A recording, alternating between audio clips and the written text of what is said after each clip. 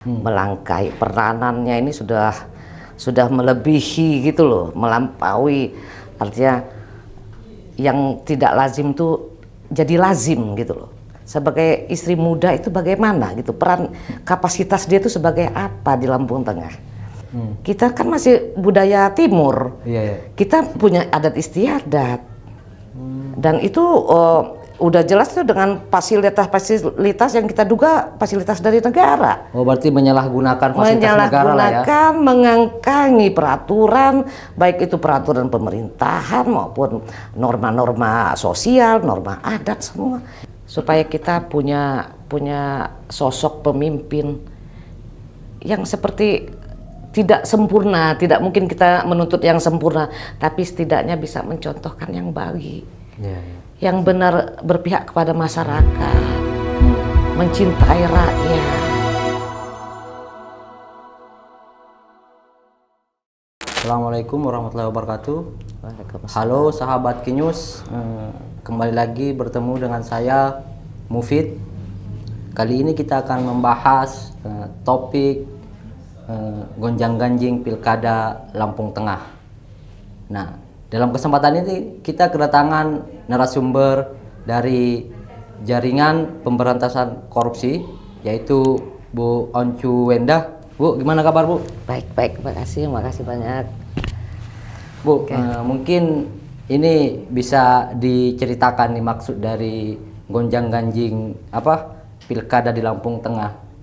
Bisa dijelasin dulu Bu? Siap. Ya, kalau masalah gonjang-ganjing itu memang sebenarnya sudah lama. Masalah sorotan kita saya sebagai sosial kontrol ya, ngelihat situasi keadaan Lampung Tengah ini, jujur saya pribadi prihatin banget. Mungkin saya salah satunya ya yang berani speak up. Terlalu banyak ya, terlalu kompleks ya cerita dari ujung ke ujung yang tidak berkesudahan sampai sekarang. Makanya hari ini saya sudah melakukan upaya yang terakhir lah ya. Saya melakukan laporan ke Mabes, Propam Mabes, terus ke Kemendagri dan juga Bawaslu. Ya, kami minta perhatian ya dari pusat sini, tolong lihat Lampung Tengah keadaannya seperti apa. Karena saya sudah beberapa kali melakukan upaya ya, melaporkan 2 bulan yang lalu supaya diperhatikan Lampung Tengah ini ada apa, segitu hebohnya di Lampung Tengah kok dari pusat nggak ada gitu loh. Itu yang bikin saya miris, tapi saya berusaha maksimal ini ya. Apalagi ini sudah menjelang pilkada. Saya juga menghimbau sih, sebenarnya ada rasa kekecewaan saya sama ketum-ketum partai. Apakah mereka tidak melihat, tidak mendengar kader yang dicalonkan ini siapa, backgroundnya bagaimana, cerita apa di Lampung Tengah itu, apa mereka nggak lihat gitu loh. Maaf Bu, saya potong ya. Siap. Emang di Lampung Tengah ini, emang peristiwa apa yang terjadi di Lampung Tengah ini? Ini kan sebagian masyarakat kan mungkin ada yang belum tahu. Coba diceritakan Bu. Ya.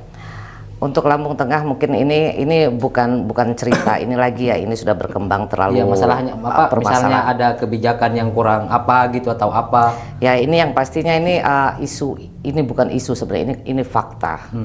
Peran istri muda Bupati Lampung Tengah ini udah luar biasa. Melangkai peranannya ini sudah melebihi gitu loh, melampaui, artinya yang tidak lazim tuh jadi lazim gitu loh.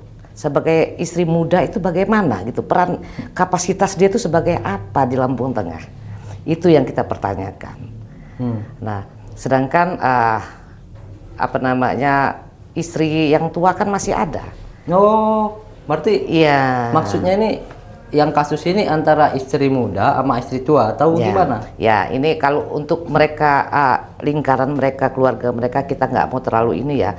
Tapi saya sebagai sosial kontrol, sebagai aktivis, sebagai putri daerah, kita kan prihatin nih. Oh iya. Ya kan? Kok ini bisa terjadi gitu? Bahkan terlalu vulgar, mengangkangi semua, artinya roda pemerintahan Lampung Tengah itu seperti, aduh, saya nggak bisa rasanya mau marah seperti apa, karena mungkin hanya saya yang bisa mewakili suara hati gitu loh, apalagi saya perempuan, dan ini sudah terlalu jauh ya melangkah ya sebagai bini istri mudanya ya, terlalu berani dia melakukan, kalau dibilang itu bukan manuver ya, bagi saya ini bukan manuver, ini timbulnya kan kebodohan, pembodohan atau seperti apa gitu loh. Dan masyarakat Lampung Tengah ini dijadikan apa gitu, hanya penonton melihat sepak terjang bini mudanya sudah terlalu berani gitu loh. Dan ini saya nggak akan saya biarkan, karena ini satu, kita perasaan perempuan loh. Kan Bupati itu masih punya istri tua yang sah menurut negara, menurut agama. Dan ini saya dengar kan masih dalam proses perceraian, dan itu belum putus. Itu perceraian sama istri tua? Ya, karena istri tua, suaminya Bupati ini mengajukan cerai gitu loh sampai saat ini. Dan bahkan yang saya ketahui dan saya sudah ada buktinya, istri mudanya yang didaftarkan menjadi istri Bupati yang akan datang ini. Sedangkan kan keputusan belum ada cerainya, legalitasnya.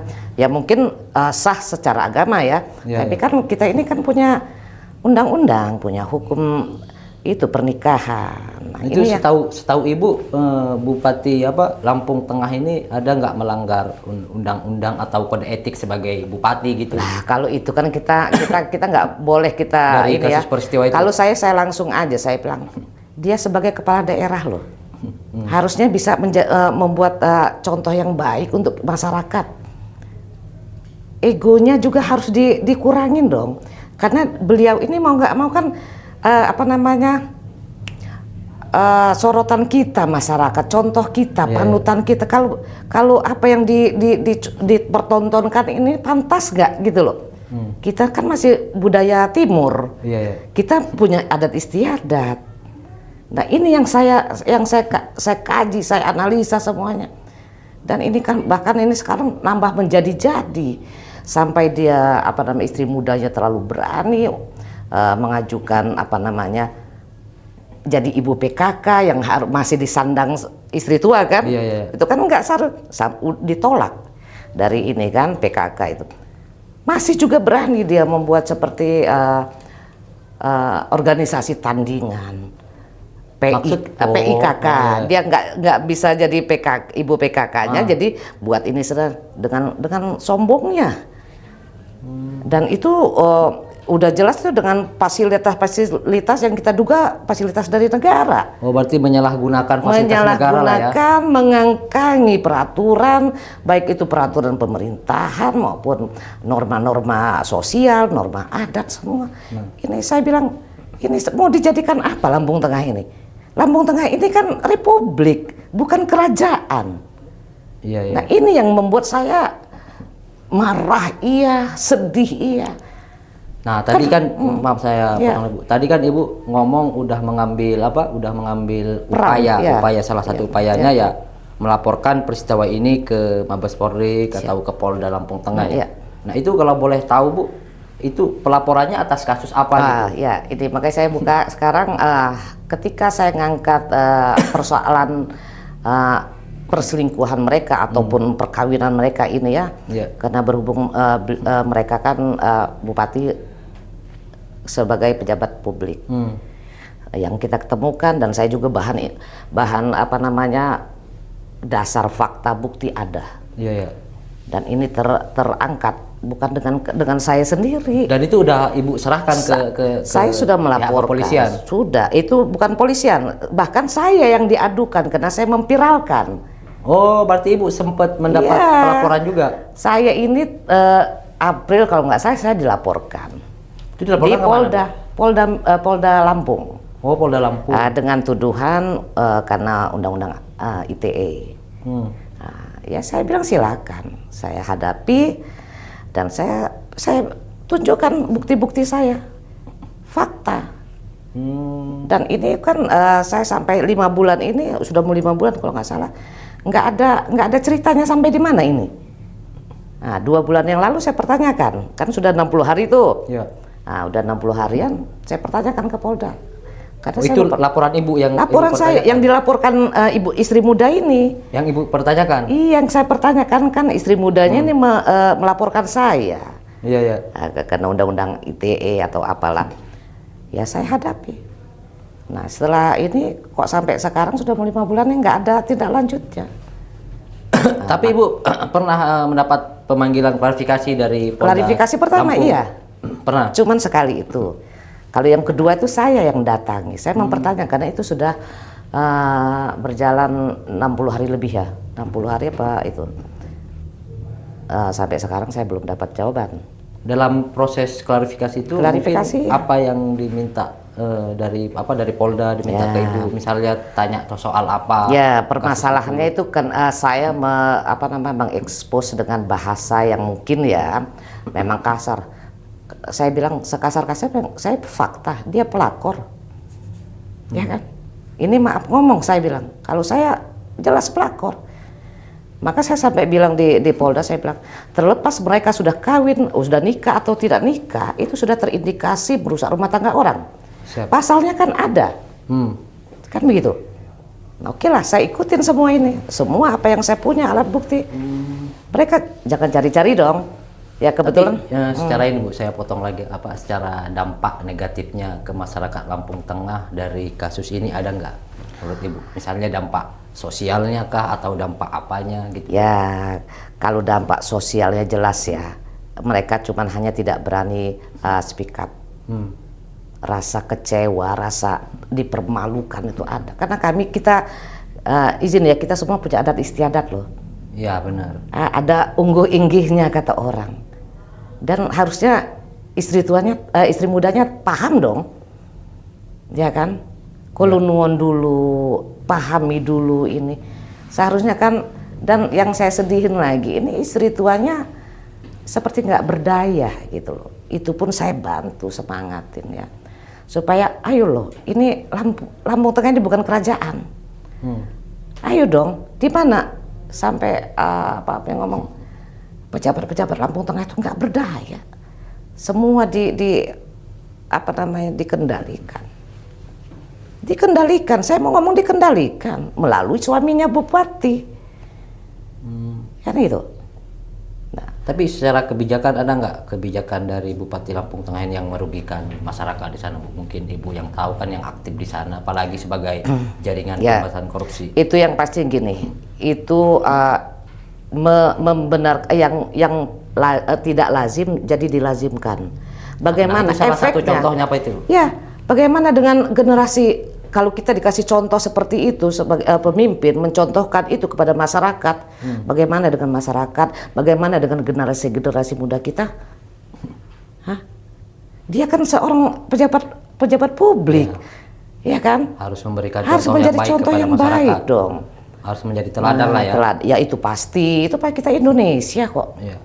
Nah, orang luar negeri aja mereka punya tata krama, masih yang namanya privasi kata orang itu kan karena disembunyikan. Iya, iya.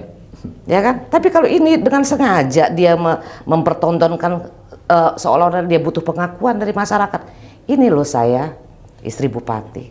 Pantas nggak seperti itu? Tapi kabarnya kan ini Bupati Lampung Tengah ini mencalonkan lagi ya Bu sebagai bupati, artinya ini incumbent. Iya. Nah itu Ibu sempat melaporkan nggak misalnya ke Badan Pengawas Pemilu Bawaslu terkait adanya pelanggaran kode etik dari calon bupati ini? Ya. Udah disampaikan? Ini yang saya lakukan hari ini bertepatan dengan hari ini setelah saya mengajukan surat laporan saya kepada masalah laporan saya di Polda supaya gimana ya minta kepastian hukumnya ke Mabes Propam. Lalu saya datangin lagi ke Bawaslu RI sini, lalu ke Kemendagri. Nah, makanya saya bilang saya menghimbau kepada baik ini institusi, instansi apapun yang berwenang di pusat ini, tolong loh, turun dong, lihat dong apa yang terjadi di Lampung Tengah ini sekarang. Itu loh. Kenapa pada tutup mata tutup telinga, sedangkan ini udah bergulir bulanan. Sampai postingan-postingan bini mudanya tuh terlalu vulgar, berani banget gitu loh. Ayo dong, kemana fungsi kalian tuh sebagai pemerintah, artinya kan di sini yang mengawasi khususnya. Kenapa diam loh? Itu ke Bawaslu itu pelaporannya atas apa, Bu? Coba Ya, mungkin bisa disebutkan, ya sama atau aja. ke Propam. Ya, kalau ke Propam itu saya hanya untuk memperjelas, mempertanyakan hak saya sebagai warga Indonesia, bagaimana laporan wanita itu, perempuan itu, bini muda itu terhadap saya. Kenapa sampai sekarang belum ada kepastian? Saya nggak pernah dikabarin apa sampai di mana. Karena saya punya hak. Saya warga negara Indonesia. Itu yang pasti ya kan. Nah, kalau memang mau ditindak lanjut terusin gitu loh. Berarti kalau ke KPU-nya Ibu melaporkan dari segi pencalonannya ini lagi ya? Ya, satu ya kode etik lah untuk incumbent ini. Di situ kan kita banyak sebenarnya yang kita ulas yang nggak bisa saya buka di sini karena kan ada yang artinya garis besar adalah hal yang harusnya dikonsumsi publik ya. Yaitu maksud kita ada semua sudah saya laporkan semua hari ini. Dan untuk Kemendagri saya menghimbau ya berharap kalau bisa saya nyembah tolong. Untuk Pak Jokowi juga saya menghimbau kalau bisa. Ini saya punya berkas siap untuk ke Pak Jokowi, cuman rasanya siapalah kita ini ya. Kalau memang Pak Jokowi bisa dengar cerita hati masyarakat Lampung Tengah, tolong perintahkan anak buah Bapak. Berilah satu kenang-kenangan untuk kami Lampung Tengah ini, Pak. Nah, dari kasus ini nih Bu, ini harapan Ibu ke depannya mungkin apa untuk masyarakat Lampung Tengah, atau mungkin ada bakal pesan yang disampaikan ke masyarakat Lampung Tengah terkait dengan peristiwa dan kasus ini? Monggo Bu. Ya, mungkin kalau harapan kita masyarakat Lampung Tengah ini besar sekali ya. Agar andai pun, kalaupun apalah itu ya. Supaya kita punya sosok pemimpin yang seperti tidak sempurna, tidak mungkin kita menuntut yang sempurna, tapi setidaknya bisa mencontohkan yang baik, yang benar berpihak kepada masyarakat, mencintai rakyat, ya kan? Karena semua itu, bahkan saya pernah dengar video Bupati Lampung Tengah bahwa dengan bahasa yang saya lucu gitu loh, seolah-olah dia bilang Lampung Tengah ini nggak ada dananya, nggak ada duitnya. Loh, maksudnya apa? Gitu loh. Terlalu banyak ya, kalau kayaknya nggak cukup hanya sejam 2 jam kalau mau cerita panjang ya. Nah, makanya ini garis besarnya saya datang ke sini, saya mohon bantuan ya, doa support sistemnya dengan Ko Alpin dan adik-adik semuanya di sini. Tolong bantu saya untuk menyuarakan ini supaya sampai ke kalau bisa saya mohon Bapak Jokowi maupun presiden kita yang akan datang ini ya, Pak Prabowo maupun Gibran, agar jadi perhatian khusus lah. Tolong perhatikan masyarakat Lampung Tengah. Ini udah luar biasa Pak. Itu yang saya inginkan. Inilah harapan masyarakat Lampung Tengah melalui saya. Karena mungkin berarti Ibu udah melakukan berbagai upaya Masya Allah, untuk menyuarakan kasus ini agar Sudah. pemerintahan pusat Iya. untuk melirik kondisi yang terjadi di Lampung Tengah. Ya, nah, mungkin podcast kita, pembahasan kita sama Bu Oncu Wenda ini, Uncu Wenda, ya harapan kedepannya pemerintah dapat memperhatikan kondisi Lampung Tengah, bagaimana kondisinya sekarang. Ya, ini udah mendesak. Mungkin terakhir barangkali mungkin terakhir pada pihak-pihak yang melihat video ini, kalau ada yang merasa keberatan dengan wawancara kita dengan Bu Oncu Wenda ini, silahkan menghubungi kita langsung, kantor kita di Lebak Bulus. Terima kasih.